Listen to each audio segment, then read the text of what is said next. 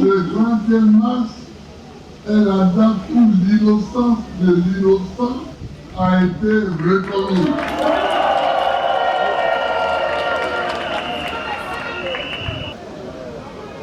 Je dis bien plusieurs milliers de morts. Il y en a qui disent 3 000 morts, je ne crois pas. Aussi de 3 000 morts. Je crois qu'il y a eu plus de morts que ça. Continuons de fêter le 31 mars comme la réparation d'une injustice. Comme la réparation d'une injustice. Moi, je n'ai pas de grands problèmes. Nous attendons ce discours depuis longtemps et c'est tout à fait normal qu'on cherche véritablement les coupables de ces morts-là.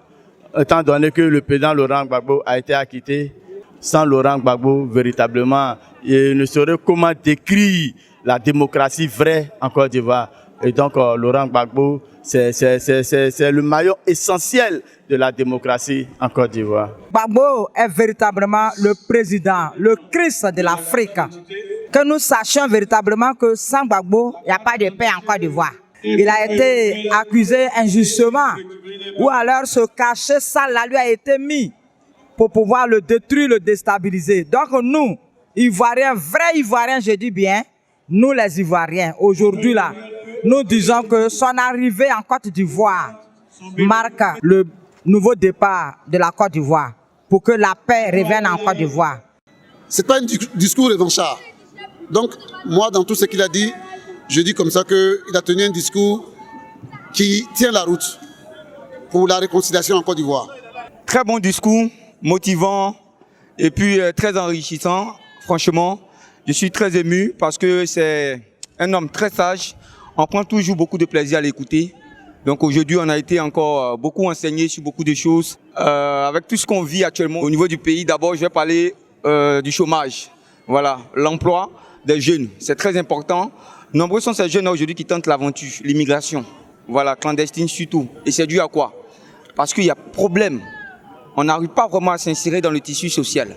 Donc je pense que le président va réviser un peu tous ces éléments-là pour donner de l'espoir à la jeunesse, puisque lui-même, il a été enfant de pauvres, sinon il est enfant de pauvres, donc il sait réellement la situation que vivent les jeunes, sinon de Côte d'Ivoire et même d'Afrique en général. Nous, c'est une jeunesse sacrifiée, en fait, la crise parce qu'on nous a trop mis en retard. Donc il veut que Laurent Gbagbo nous donne les idées pour que demain on puisse avancer.